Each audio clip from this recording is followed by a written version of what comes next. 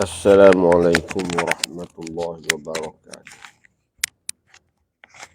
Bismillahirrahmanirrahim. Alhamdulillahi rabbil alamin. Wassalatu wassalamu ala ashrafil anbiya'i wal mursalin. Wa ala alihi wa sahbihi ajma'in. Subhanaka la ilma lana illa ma 'allamtana innaka antal alimul hakim. ولا حول ولا قوة إلا بالله العلي العظيم. اللهم صل على سيدنا محمد وعلى آله وصحبه وسلم. اللهم افتح لنا قلوبنا في طلب العلم وارزقنا الإخلاص فيه والعمل به والنشر به حتى يأتينا اليقين. اللهم أغننا بالعلم وزينا بالحلم وأكرمنا بالتقوى وجملنا بالعافية. Amin ya rabbal alamin. Amma ba'du, alhamdulillah. Mudah-mudahan kita semua di dalam rahmat dan redha Allah. Mudah-mudahan dibukakan pintu kefahaman di dalam pelajaran. Dan akhirnya mendapat dan memperoleh daripada Allah akan kemanisan dalam kefahaman, membawa kepada benarnya amalan.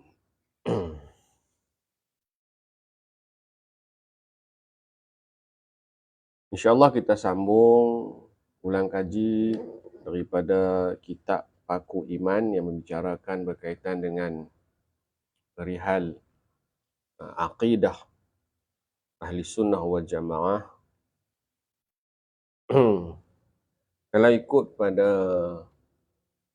tandaan saya, kita akan sambung pada muka surat 4 Jawi. Kalau Rumi, wallah alam lah, muka surat berapa Rumi, tolong maklum di dalam komen sebelum kita teruskan. Mudah-mudahan membantu sahabat-sahabat yang lain buat rujukan siapa yang ada. Pada tandaan saya, Jawi muka surat 4.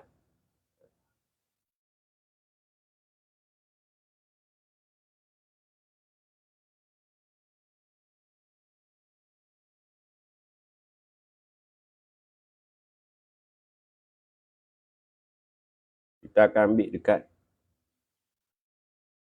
ni dan keduanya tu.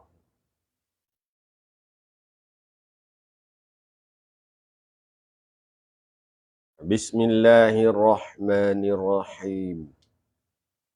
Qala al-musannif rahimahullahu ta'ala wa nafa'ana Allahu bihi wa bi'ulumihi wa bi'ulumi sa'iri salafi salihina fid daraini amin ya rabbal alamin. Kata pengarang rahimahullahu ta'ala,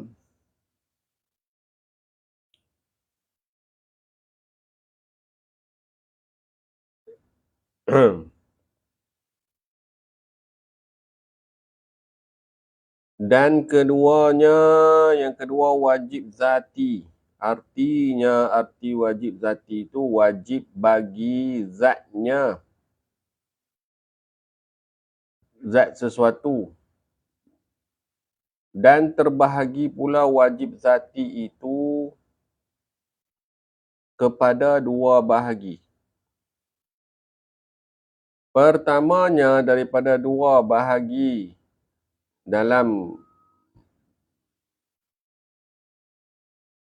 wajib zati ini, wajib zat mutlak.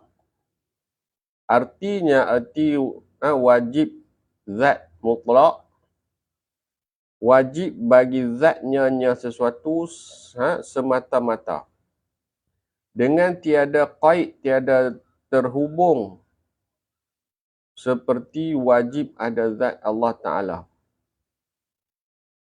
Dan segala sifat kesempurnaan dan wajib segala sifat kesempurnaan baginya, bagi Allah. Tidak terhubung dengan sesuatu, tidak terkait dengan sesuatu.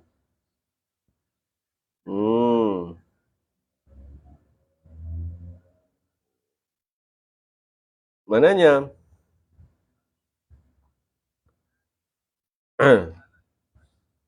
ada zat itu tidak dikeranakan oleh sesuatu.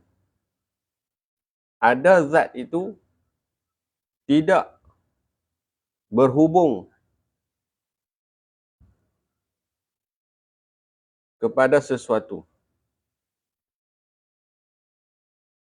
Atau bolehlah kita ambil faham adanya zat itu tidak berhajat kepada sesuatu. Habis itu jelas.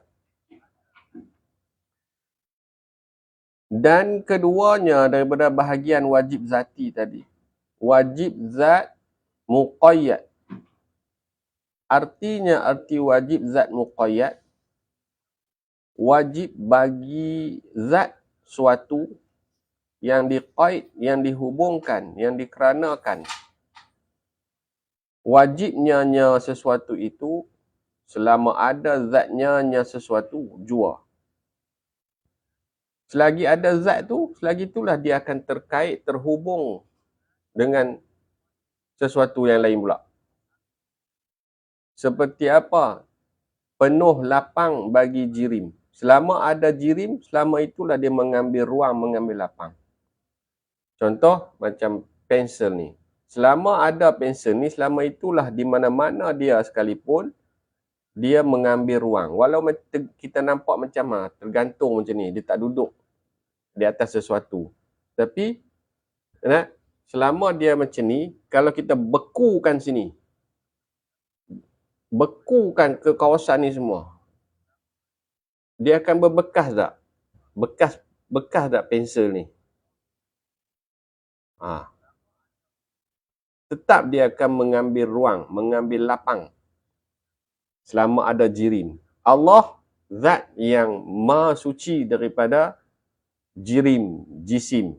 Maka dia tak berhubung, tak berkait dengan sesuatu. Itu beza zati yang mutlak dengan zati yang muqayyad. Jelas?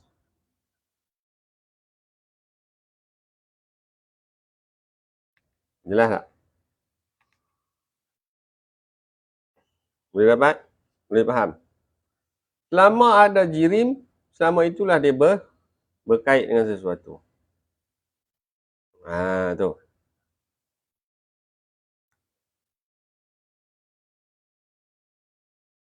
Dan terbahagi mustahil itu kepada dua bagi. Pertamanya daripada dua bahagi mustahil daruri. Artinya arti mustahil daruri itu tiada berhajat kepada fikir dan nazar, fikir dan tilik, lihat, renung dan seumpamanya lah nazar ni. Pada mendapatnya sesuatu yang daruri tu, yang mustahil daruri tu. Seperti sunyi jirim daripada gerak dan diam. Selama ada jirim, bolehkah kita kata dia tak bergerak, dia tidak diam? Jirim ni selain daripada Allah, makhluk jirim lah. Selama mana benda itu wujudi.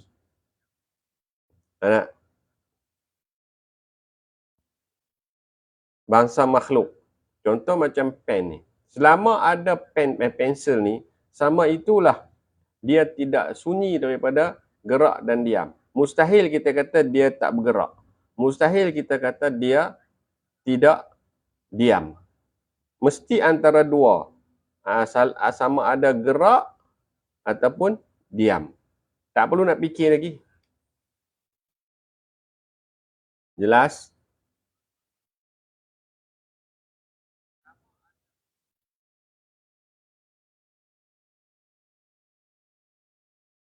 Dan keduanya daripada bahagian mustahil daruri. Daripada bahagian mustahil, bukan mustahil daruri, bahagian mustahil. Mustahil nazari. Arti mustahil nazari itu berhajat kepada fikir dan nazar, tilik, renung. Pada mendapatnya yang mustahil nazari itu.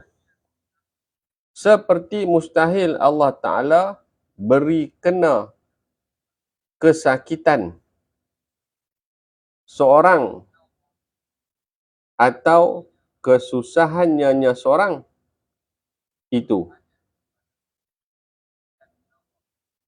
Allah uji atau cuba supaya Allah Ta'ala hendak tahu iman seseorang dan sabarnya seseorang. Maka mustahil yang demikian itu Ta'ala Allah an dzalika uluwa kabira.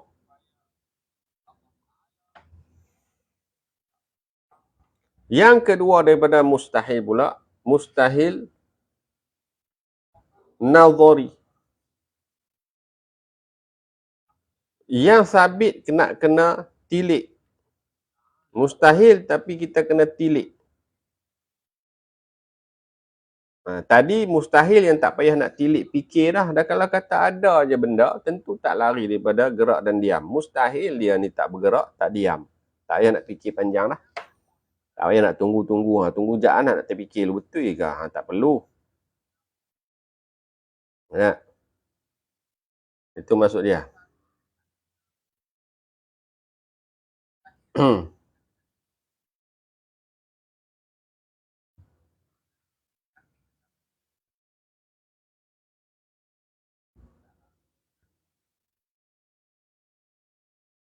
Tak perlu lagi nak kena bukan tak perlu. Maknanya mustahil. Allah nak kena tilik fikir dulu untuk nak beri.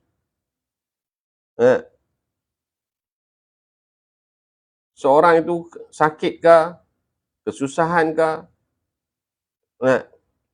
Kenapa? Kerana Allah sudah tahu pada sedia kala lagi. Ya.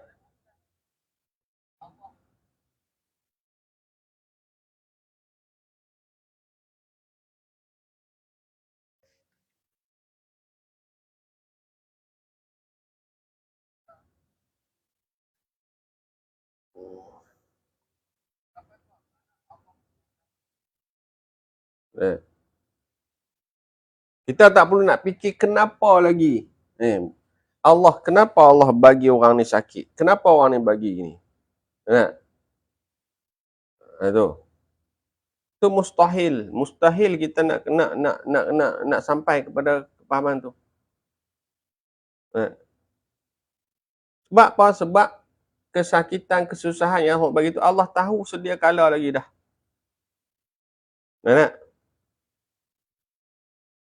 Dengan kemuliaan dia, dengan keagungan dia.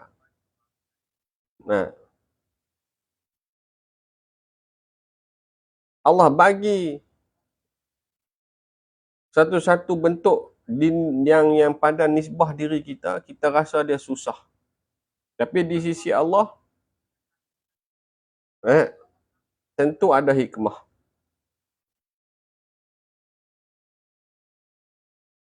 Habis itu.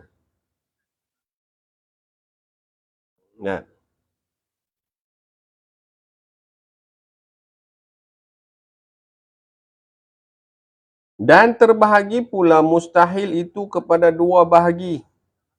Pertama, mustahil li ghairihi.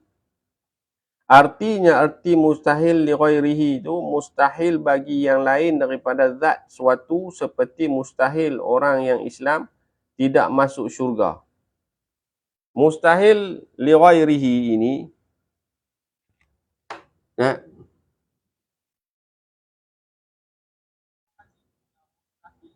Mustahil yang sebab dah ada janji. Kerana janji Allah, orang yang Islam, orang yang beriman, dia akan dimasukkan ke dalam syurga. Penghujung dia akan masuk syurga. Maka mustahil itu, mustahil yang dengan sebab ada janji. Mana mungkin orang yang ada iman diterima oleh Allah Ta'ala, dia akan masuk ke dalam neraka. Tidak masuk syurga ni mana masuk neraka lah. Mana ada dua, fariqum fil jannah wa fariqum fis sa'ir. Satu golongan akan ke syurga, satu golongan akan ke neraka. Jadi kalau dah Allah janji kata orang Islam, mana-mana yang beriman, jika matinya masih dalam iman, maka dia akan masuk syurga. Itu janji Allah. Maka mustahil Allah menyalahi janji. Sebab tu dia kata mustahil ni bukan mustahil akli yang mutlak. Kalau timbang pada mustahil akal, pada hukum akal yang mutlak, haruslah Allah nak masukkan syurga ke neraka. Tapi Allah dah janji, maka mustahil dengan sebab ada janji. Jelas dulu. Dan mustahil orang yang kafir itu masuk syurga. Lawan bagi tadi dah, ada Allah janji siapa yang kufur, matinya dalam keadaan kufur, na'udzubillah, dia akan disiksa dalam neraka. Maka dah janji itu datang dengan janji, mustahil lah orang kafir boleh masuk syurga. Masuk dia. Dan keduanya mustahil zati, artinya mustahil bagi zatnya Allah Ta'ala.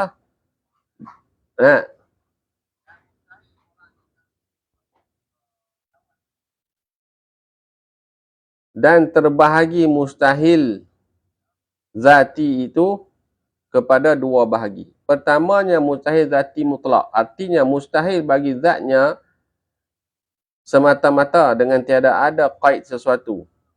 Dengan tiada qaid seperti mustahil tiada ada Allah Ta'ala. Ada tu wajib. Ada zat Allah Ta'ala tu wajib. Maka tiada zat itu mustahil. Mustahil zati dia panggil. Kerana ada Allah Ta'ala itu, merujuk pada ada zat Allah Ta'ala itu, wajib. Tak boleh tiada. Maka tiada itu mustahil. Dan mustahil boleh habis bilangan sifat kesempurnaan Allah Ta'ala. Allah bersifat dengan segala sifat kesempurnaan. Kalau sifat kesempurnaan Allah boleh luput hilang, bermakna lemah.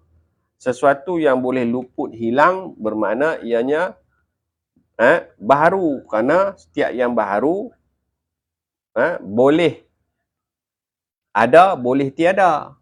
Kalau sifat Allah Ta'ala boleh hapus, lupus, bermakna sifat Allah Ta'ala bukan qadim, bukan sedia kala lah. Kat situ. Yang tu nanti bila kita mengaji bahagian sifat-sifat nanti, dah masuk sifat sifat 20, mula masuk bahagian sifat, huraian sifat nanti, kita akan lebih jelas lah benda ni. Kita akan flashback balik benda ni. Kalau sifat kesempurnaan Allah boleh luput hilang, bermakna sifat Allah Ta'ala tu bukan sedia kala. Tiap yang boleh ada, dia tentu boleh tiada. Kalau sifat Allah juga boleh tiada, tentu dia tu bukan sedia kala. Kalau sedia kala, dia takkan sama sekali tiada. Mesti ada. Nampak? Kat situ kita nak faham sifat qidam ni. Jelas tak? Qidam baqa' nanti. Tapi kalau sifat Allah boleh hilang, bermakna lemah tak? Kat situ kita faham dulu. Lemah ni bukan sifat ketuhanan. Jadi mustahil tak? Mustahil lah. Itu. Dan keduanya mustahil zati muqayyad. Artinya arti mustahil zati muqayyad itu mustahil bagi zat sesuatu diqaidkan, dihubungkan seperti sunyi jirim daripada gerak dan diam. Sama ada zatnya, selama ada zatnya. Maka tiada batal sembahyang mereka yang niat hendak memutuskan sembahyang dengan suatu yang mustahil pada akal seperti ia seseorang musalli yang sembahyang tu. Niat aku hendak berhenti sembahyang. Ni gantung niat lah ni, dia panggil taklid. Apabila batu ini sunyi daripada bergerak dan diam. Boleh tak sesuatu benda, contoh dia kata batu ataupun pensel ni. Pensel ni bergerak pun tidak, diam pun tidak. Lawan bagi yang tadi. Mana boleh? Selama ada pensel ini, tak lepas daripada gerak ataupun diam. Nah, maka kalau dikatakan pensel ini bergerak pun tidak, diam pun tidak, itu mustahil. Dia tentu akan gerak ataupun diam. Sekarang dia diam lah. Bila kita angkat pergi ke sini dia gerak. Boleh tak gerak pun, boleh tak dia ni bergerak pun tidak, diam pun tidak? Mana boleh? Mustahil. Maka itu kan kita hari itu kita ceritakan. Bergerak atau diam bagi jirim dengan tertentu itu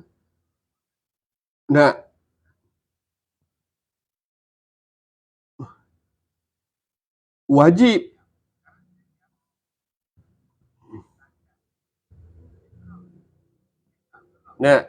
Cuma sama ada dia bergerak ataupun dia diam. Diam pun boleh, bergerak pun boleh. Tetapi gerak atau diam tu wajib. Tapi kalau dia diam, harus tak? Harus dia diam. Bukan wajib dia diam kerana dia boleh bergerak. Cuma gerak dan diam tanpa tentu tu wajib. Yang kita dah sebut sebelum ni.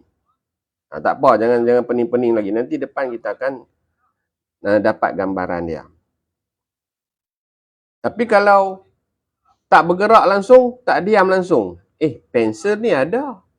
Tapi kita nak kata dia tak bergerak langsung pun tak boleh. Bergerak sentiasa pun tak boleh. Maka tu dia kata, kalau ada orang yang dia kata, aku kalau batu ni boleh tak bergerak, tak diam, aku akan berhenti solat. Memang takkan berlaku lah pasal kalau dah namanya batu, sama ada dia diam atau dia bergerak. Kalau orang tak angkat dia, kalau dia tak tergolek, dia tentu dia diam tentu. Kalau ada orang angkat dia atau dia tergolek, dia tentu bergerak. Mana mungkin akan keluar daripada gerak ataupun diam. Maka niat yang macam tu, niat yang batil. Maka kalau dia niat macam tu, dia tak jadi batal solat. Habis. Jelas setakat ni. Kalau rasa pening apa, jangan susah hati ya. Jangan susah hati.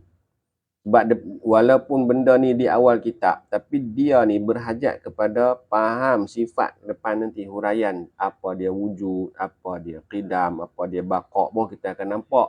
Oh, mustahil zat Allah Ta'ala, sifat-sifat Allah Ta'ala binasa, hilang. Kenapa? Kalau sifat Allah Ta'ala boleh hilang, bermakna dulu dia tu harus saja ada. Dan dia tu baru pula datang kemudian. Macam sifat kita. Sifat kita ni boleh hilang. Pasal sifat kita asal pun tak ada. Kalau Allah pun begitu. Jadi kita kena faham sifat wujud. Kena faham apa dia ni masuk qidam. Baru kita senang nak faham. Nanti belakang nanti, ke depan nanti kita akan faham balik lah yang depan ni. Jangan susah hati. Jelas dulu. Semua setakat ni yang kita dah sebut, dia baca ni, apa yang rasa macam kurang sikit?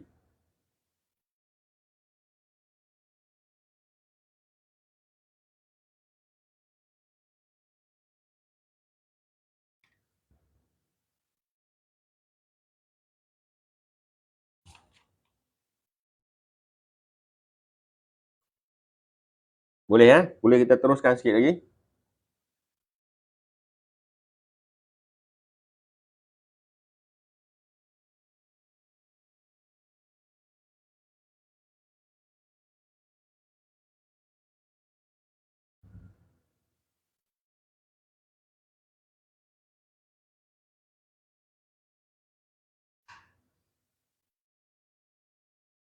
Okey, baik. Sambung. Kata pengarang rahimahullahu ta'ala, Bismillahirrahmanirrahim. Soal. Soal, maknanya timbulkan persoalan. Tu masuk soal. Jika ditanya, ibarat macam itulah. Soal, maknanya jika ditanya. Kalau lah ditanya, apa makna agama?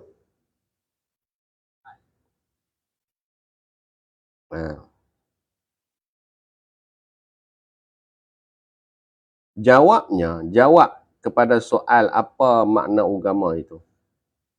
Makna agama itu ialah perhimpunan sekalian hukum syarak yang dihantarkan oleh Allah Subhanahu Wa Taala bagi sekalian hamba-Nya hamba Allah yang mukallaf atas khabar Rasulnya Rasul Allah, pesuruh Allah, daripada suruh dan tegah. Itu.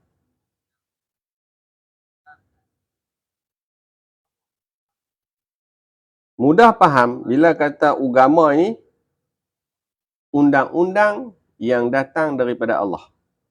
Habis. Mudah dia. Hukum agama ni apa dia?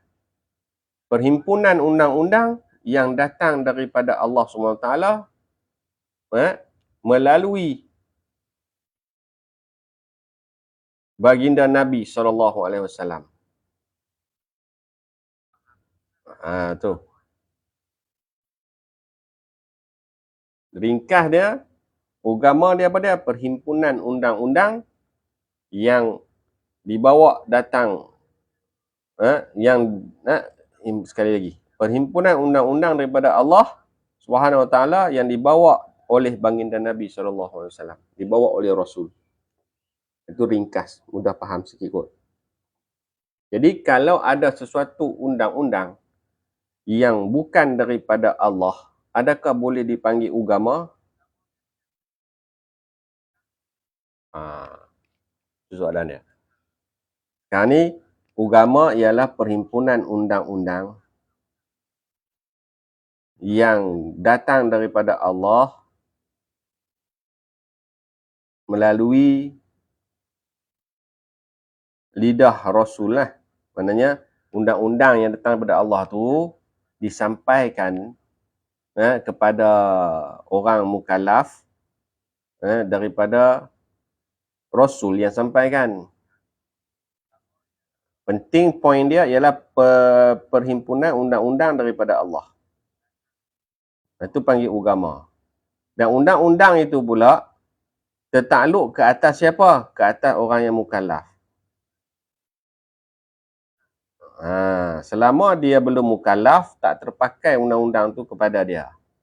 Maksudnya kalau dia tak menuruti undang-undang tersebut, dia tidak dikira bersalah. Macam tu lah. Jelas lagi. Poin besar dia apa? Agama ialah perhimpunan undang-undang yang datang daripada Allah kepada baginda Nabi untuk sampaikan kepada umat. Jadi soalan kita pula daripada soalan yang kita baca ni, kalau sesuatu undang-undang itu bukan daripada Allah, bolehkah dipanggil agama? Jawab dia tak boleh. Contoh macam Nasara Yahudi, ada namanya Kristian lah, Hindu lah, Buddha lah, semua itu sebenarnya tak bolehlah secara i'tiqad kita meyakini ianya adalah juga agama. Cuma dah menjadi adat kebiasaan pada sebut kita panggil agama jugalah, walhal sebenarnya hakikat bukan agama kerana dia bukan membawa undang-undang yang datang daripada Allah Subhanahu Wa Taala. Kan? Maka nak panggil apa sebenarnya kalau macam tu? Pahaman saja, mereka berpahaman. Yang disebut sebagai Kristian, Hindu, Buddha dan seumpamanya itu cuma fahaman saja kerana dia bukan datang daripada Allah. Dari segi hakikatnya begitulah. Jelas tak lagi? Kita dengar ayat kan, innad dina indallahil Islam. Itu kan? Jadi yang lain daripada Islam tu sebenarnya bukanlah agama pada hakikatnya. Ia cuma fahaman kerana apa yang mereka bawa itu bukan daripada Allah. Bukan daripada Allah, bukan datang daripada Allah, bukan datang daripada mana-mana Rasul. Bahkan mereka telah menyeleweng. Kalau kita kata tu asalnya kan daripada Rasul juga, daripada Nabi Isa contohnya. Ya, Nabi Isa bawa bukan macam mana yang mereka buat sekarang. Mereka telah pun menyeleweng. Maka itu bukan lagi undang-undang yang datang daripada Allah. Kan? Jelas tak dulu? Itulah agama. Maka jangan kita sampai menyebut, oh itu agama sekian-sekian-sekian. Dalam masa sama kita mengiktiraf ada agama lain. Mana ada?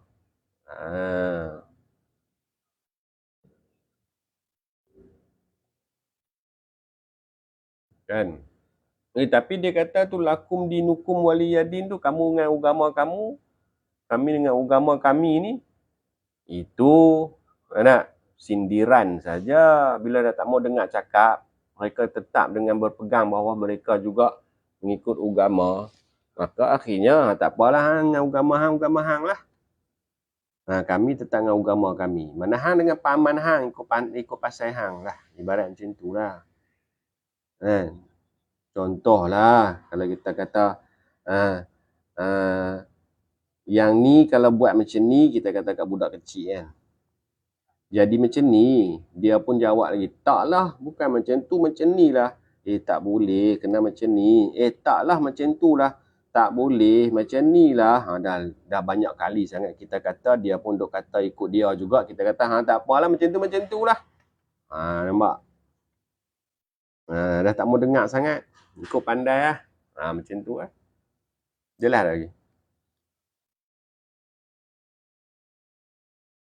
Bukan mengiktiraf ada agama lain, lakum dinukum waliyadin tu. Jelas lagi? Itu. Undang-undang itu pula daripada suruhan dan tegahan, ini larangan. Seperti apa suruhan dan tegahan tu? Seperti i'tiqad dan ibadah dan muamalah dan munakahah dan jinayah. I'tiqad ni balik kepada tauhid. Ibadah, apa yang masuk ibadah? Ibadah tu bab semayang, bersuci. Fiqah lah ni, muamalah fiqah juga. Rubuk pecahan daripada fiqah ada 4. Ada ibadah, ada muamalah. Muamalah ni bab berkaitan jual beli, sewa dan urusan manusia sama manusia yang berteraskan hukum-hukum yang ditetapkan oleh Allah Ta'ala. Munakahah berkaitan dengan kekeluargaan, nikah, kahwin, susu, hak anak, cerai dan seumpamanya. Jinayah bab had dan juga hudud, apa dipanggil hukuman jika melakukan kesalahan dan seumpamanya, dan lain-lainnya, termasuklah ihsan berkaitan dengan perihal hati, dan itu semua tu wajib kena sabar, haram dengki, itu semua tu berkait dengan perihal hati. Jelas tak lagi?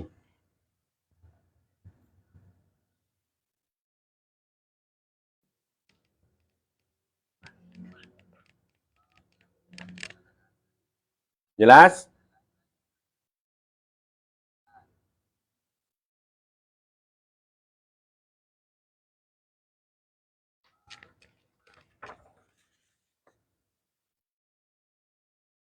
Jelas?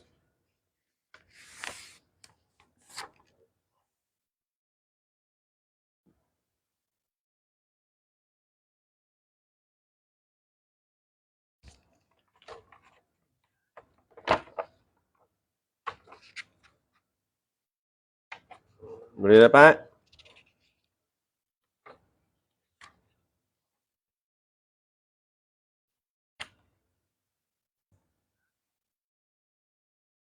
Boleh dapat tak? Jelas ha?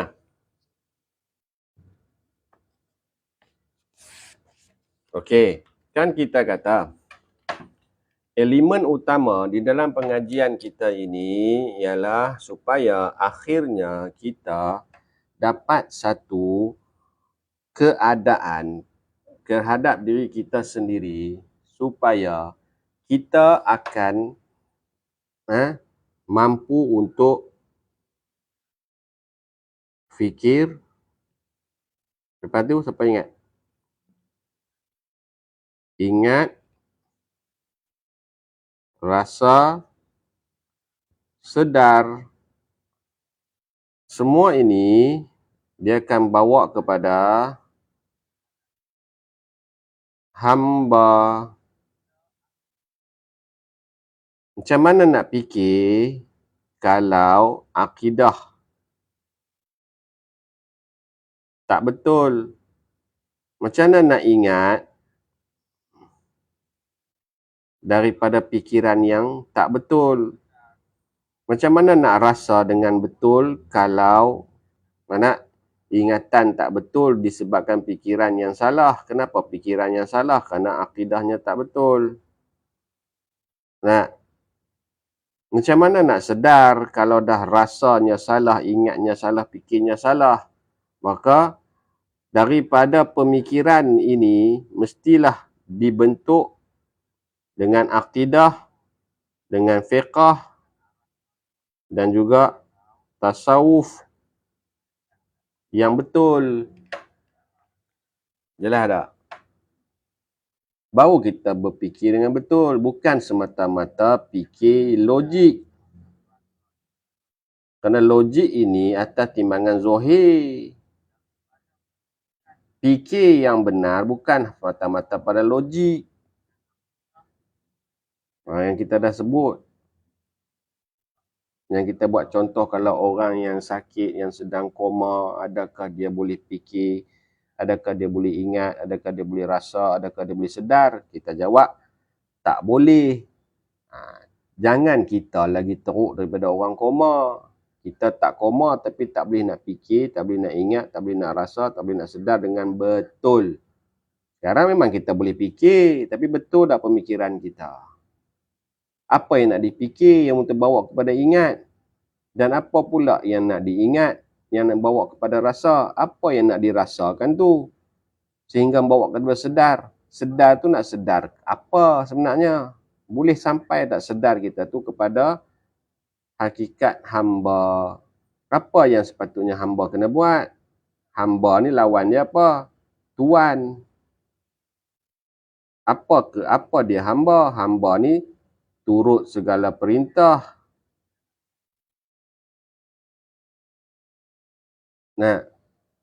Tapi kalau kita mengaku hamba, tapi perlaksanaan pekerjaan kita seolah-olah macam tuan, mana boleh?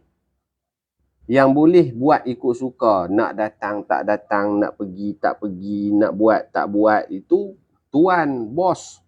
Bos je yang boleh buat suka-suka hati dalam bahasa kita. Tapi kita mengaku hamba, dalam masa yang sama, ada yang kita nak buat, kita buat. Ada yang kita tak mau buat, kita tak buat. Yang patut kita buat, kita tak buat. Kita ingkar. Yang patut tak boleh buat, kita pergi buat juga. Kita ingkar. Itu hamba ke tuan sebenarnya? Tuan memberi perintah, hamba mengikut perintah. Sekarang ni, kita ni mengaku hamba, tapi kita memberi perintah pula ke? Kat sinilah yang nak kena fikir, ingat, rasa, sedar tu. Dia boleh dapat semua ni dengan apa? Dengan ni lah. Islam, iman, ihsan. Akidah, fiqh, tasawuf tu. Jelas tak lagi? Sekarang kita nak menyusuri satu daripada elemen untuk fikiran, iaitu akidah. Boleh dapat? Jelas tak lagi? Dah kalau fikirnya ke dunia, ingatnya dunia, rasanya dunia, takut dunia, susah dunia. Akhirnya sedar bahawasanya aku kena bertindak supaya aku tak susah dunia. Akhirnya sampai dak matlamat hamba. Mungkin sampai, tapi hamba apa? Hamba dunia. Yang kita nak hamba apa? Hamba Allah. Boleh faham tak lagi? Jelas tak? Kalau jelas cuba tulis A tengok. Tengok faham ke tak faham. Kau berbelit sangat sampai tak faham apa.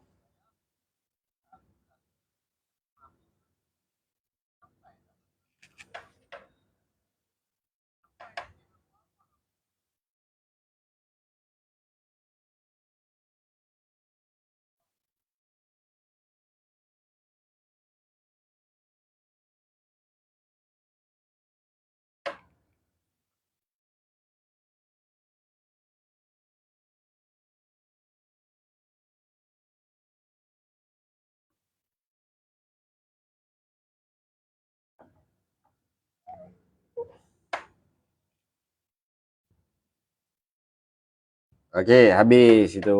InsyaAllah fahamlah, mudah saja. Kan? Nah, ini tujuan kita mengaji.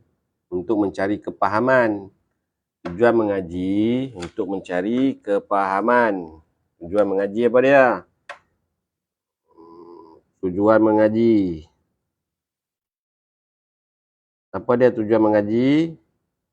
Untuk mencari kefahaman. Bukan semata mengisi ingatan. Ingat saja tapi tak faham, tak jadi. Nah, sebab kalau ingat saja pun belum tentu boleh buat. Kalau faham, nah, insya-Allah. Sebab faham inilah dia akan membawa kepada sedar.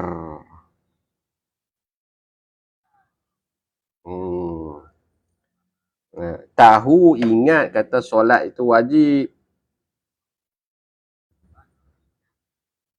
Tapi kalau tak faham kata kalau tak solat boleh diseksa, solat ini perintah Tuhan, Tuhan aku yang aku kata Allah, maka dia adalah Tuhan aku. Bila dia Tuhan aku, apa yang dia perintah mesti kena buat. Tu.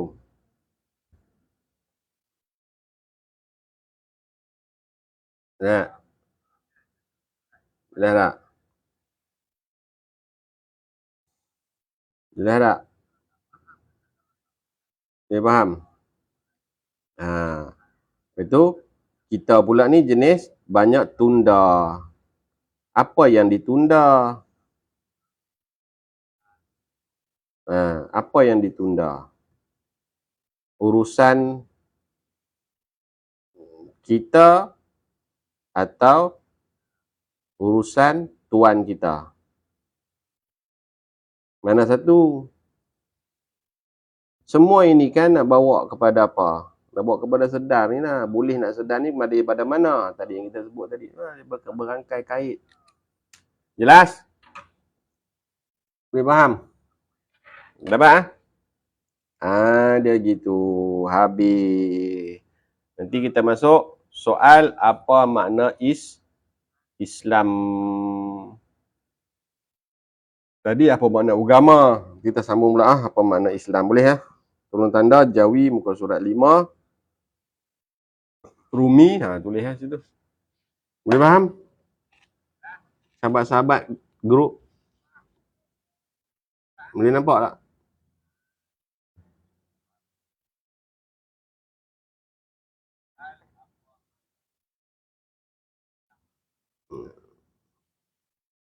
Jadi kena tanamkan dalam diri kita bahawa kita mengaji ni nak cari kepahaman. Bukan semata nak penuhkan dengan ingatan, aku tahu. Tak boleh, tak jadi juga.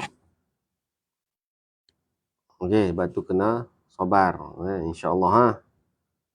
Okey, habis. Ada apa-apa persoalan daripada apa yang kita bincangkan ini?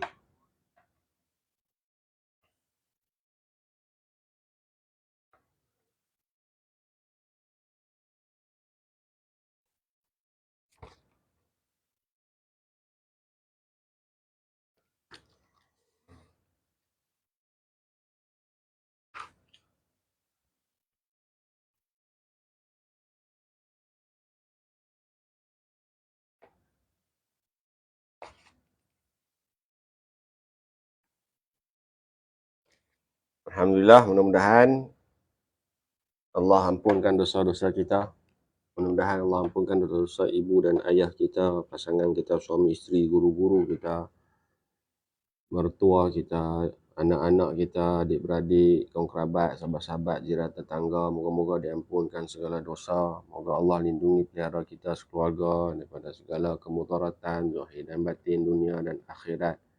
Moga Allah sihatkan tubuh badan kita, sembuhkan kesakitan-kesakitan pada diri kita dan seluruh ahli keluarga kita di dalam kebajikan, dalam keberkatan. Moga Allah mudah murah makmurkan rezeki kita dengan kekayaannya di dalam kebajikan dan keberkatan.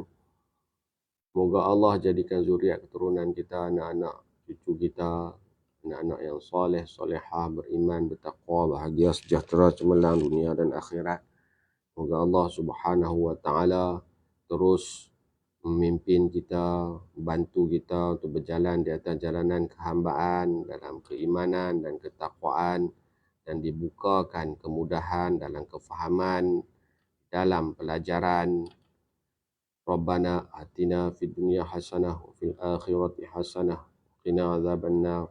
Wa sallallahu ala sayyidina Muhammadin wa ala alihi wa sahbihi wasallam. Walhamdulillahi rabbil alamin. Pada itu dulu, salah silap saya mohon maaf. Hargailah nikmat Islam dan iman. Wassalamualaikum warahmatullahi wabarakatuh. Subhanallah.